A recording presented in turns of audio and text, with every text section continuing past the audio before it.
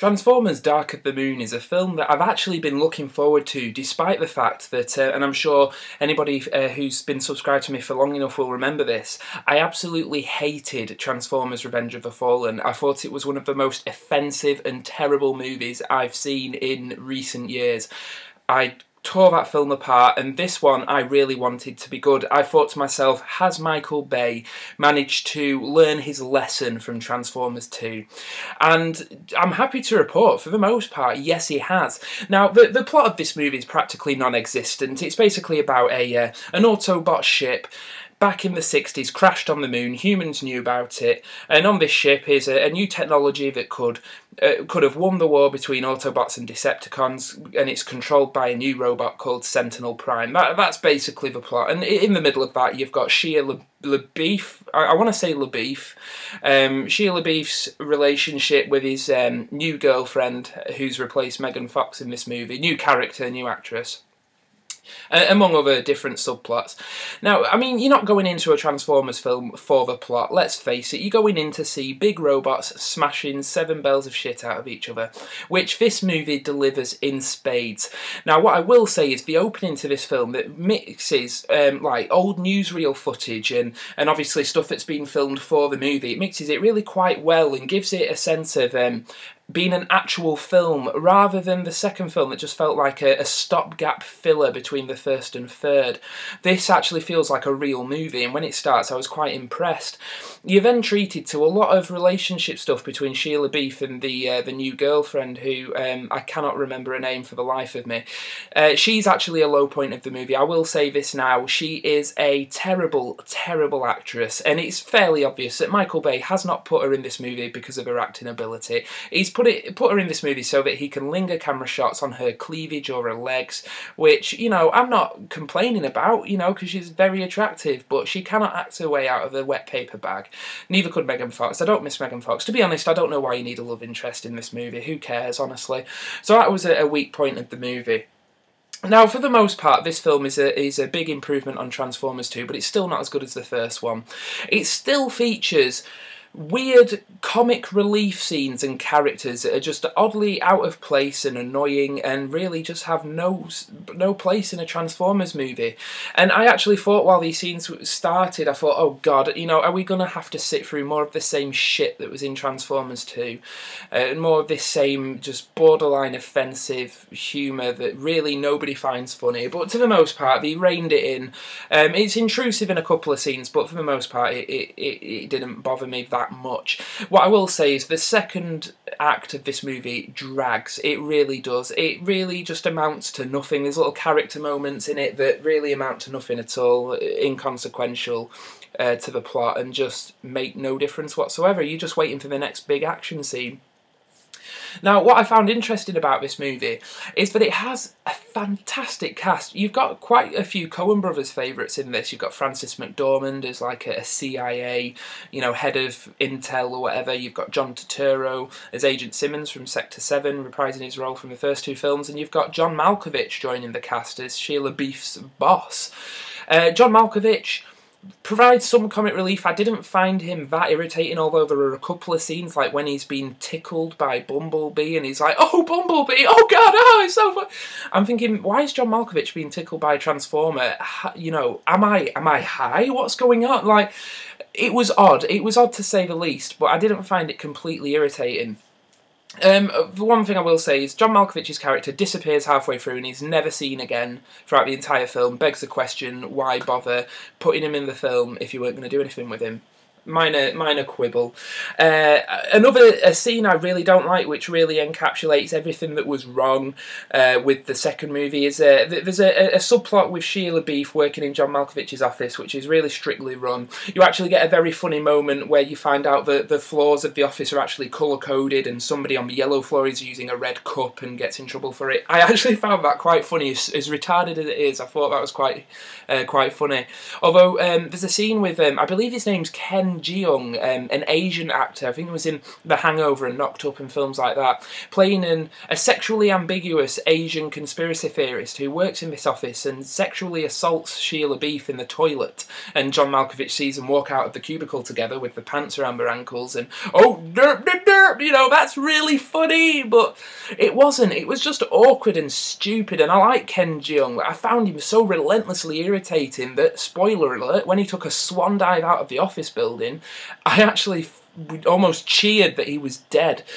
And that's another thing. Some of the characters in this I hated so much that I actually wanted them to die during the action scenes, especially Sheila Beef's girlfriend. She's such a bad actress. She just dragged every scene down, and I was like, please kill her. You know, just get rid of her. We don't need her. Get rid. But whatever, that's besides the point. I feel like I sound like I'm being harsh on this, but I actually really enjoyed the film for the most part.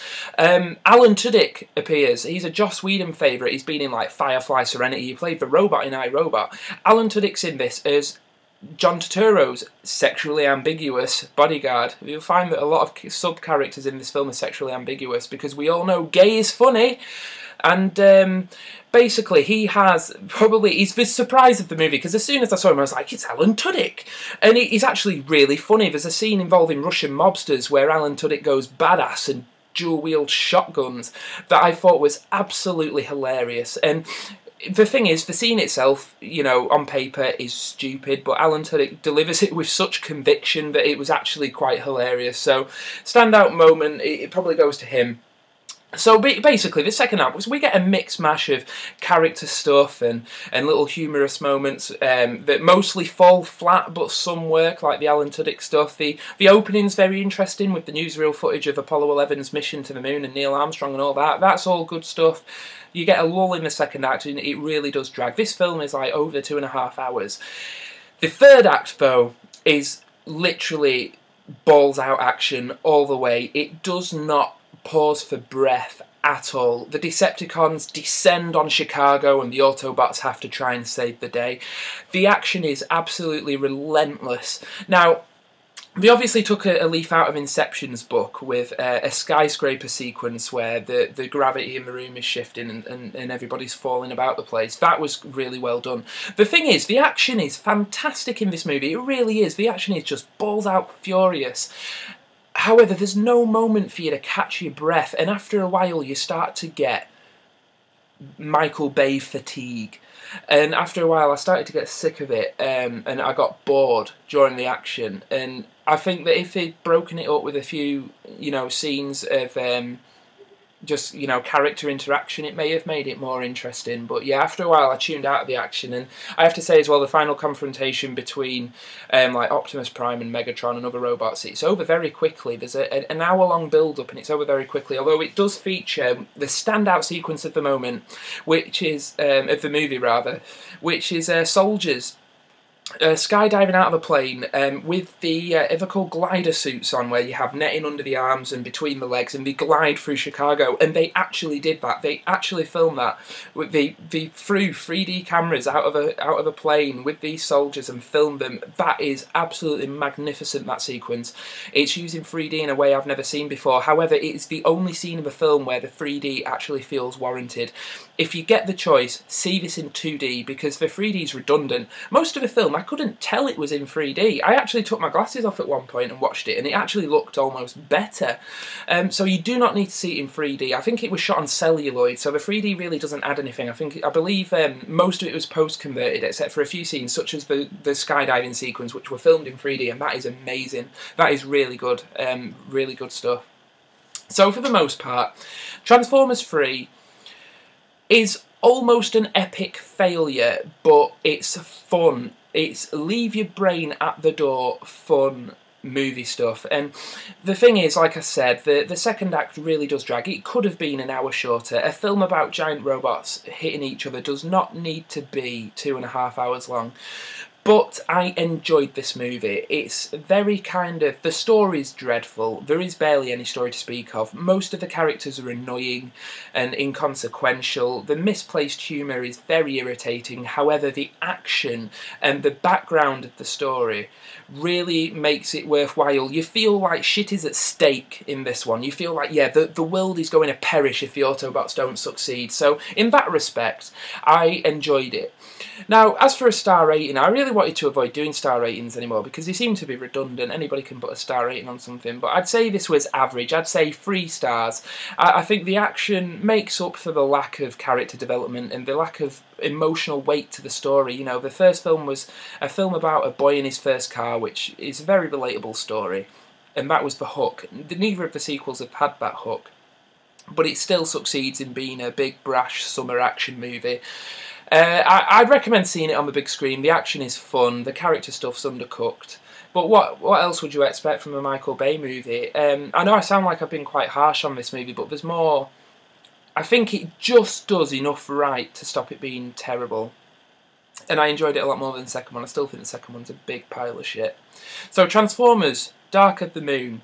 I'd recommend it, but I wouldn't rush to see it.